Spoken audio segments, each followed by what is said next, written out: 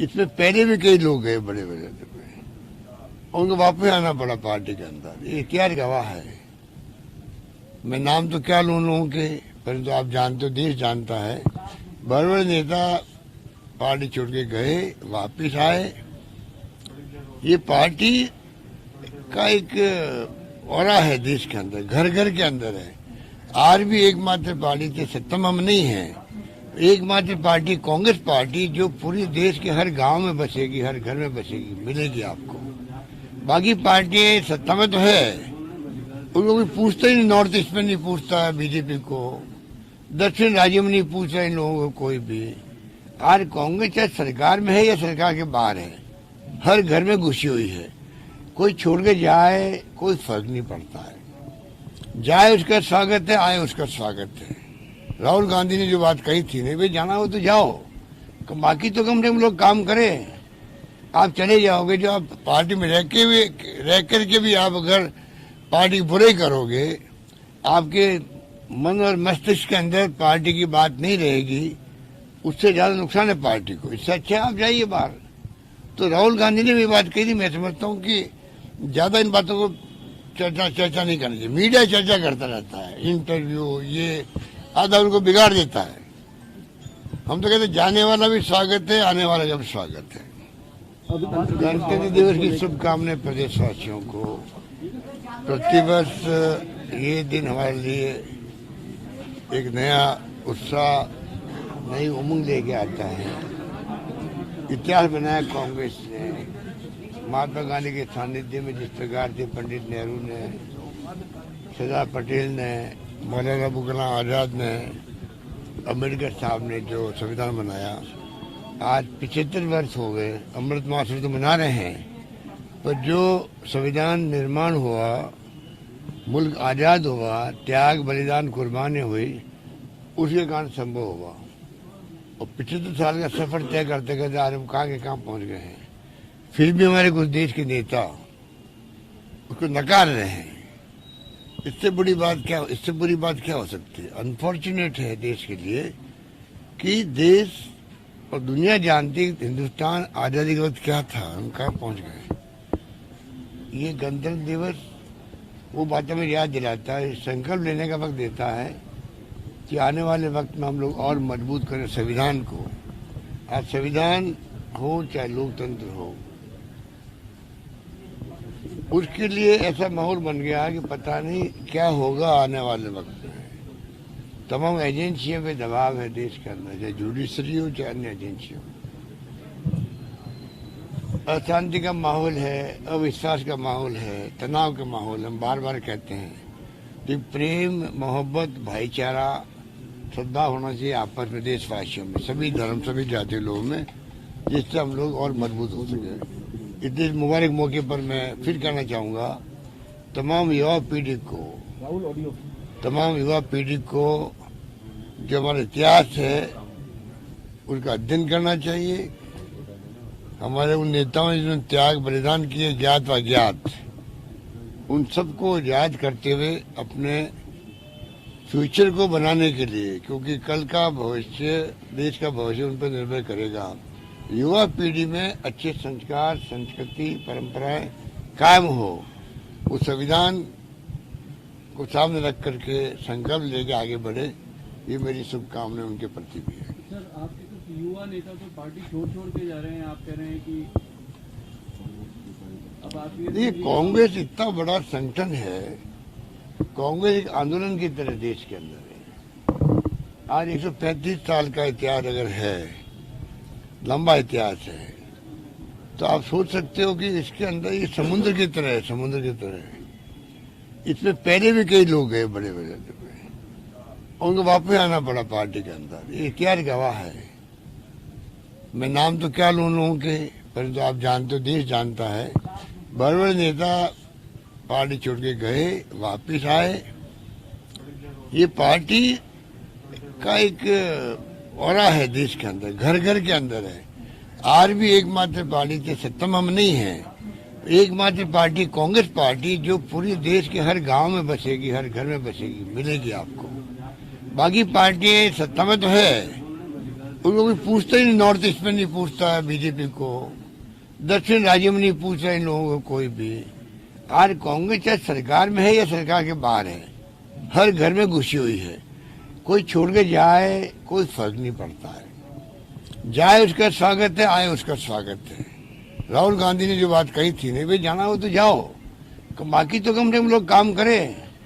आप चले जाओगे, जो आप पार्टी में रह करके भी आप अगर पार्टी बुराई करोगे, आपके मन और मस्तिष्क के अंदर पार्टी की बात नहीं रहेगी, उससे ज्यादा नुकसान है पार्टी को। इससे अच्छा आप जाइए बाहर।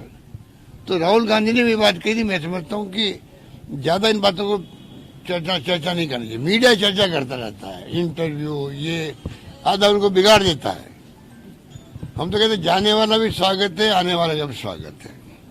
अभी जो वर्तमान में हालात है उसमें आप क्या समझते हैं कि देश किस तरह से इन हालातों से बाहर निकले, और इसमें क्या आपके कार्यकर्ताओं की भी भूमिका और साथ में जनता क्या किस तरह से? आज भी पूरा देश उद्वेलित है इनकी हरकतों से, चाहे वो केंद्र में हो चाहे बीजेपी की सरकार राज्यों में हो।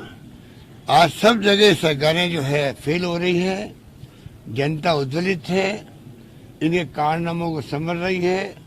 असहमति व्यक्त करने वाले जेल जा रहे हैं, वो राष्ट्र विरोधी हो गए, जबकि लोकतंत्र में तो असहमति और आलोचना भी उसका भी स्वागत करना चाहिए।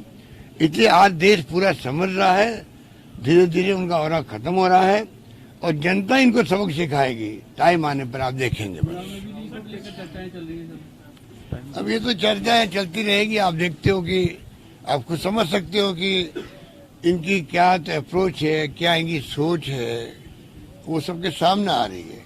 देश में महंगाई बहुत भयंकर है, बेरोजगारी है, विस्फोटक रूप में बेरोजगारी है। आज नौजवान दुखी है पूरा देश का, उस पर चिंता नहीं हो रही इन लोगों को, इनको चिंता नहीं हो रही है।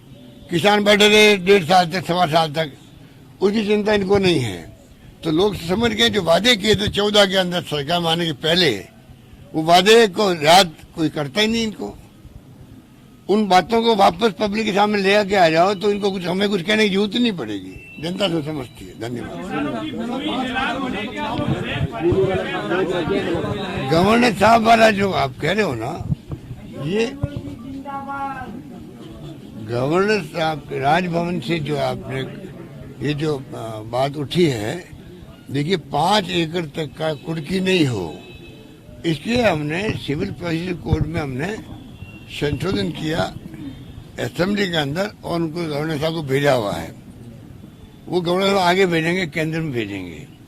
हमारा मकसद उसके बारे में है, वो जब अगर केंद्र सरकार मान लेगी, संविधान संशोधन हो जाएगा, उसके बाद में किसानों की 5 एकड़ तक की जमीन कुर्क नहीं हो सकती है। ये हमारी भावना है।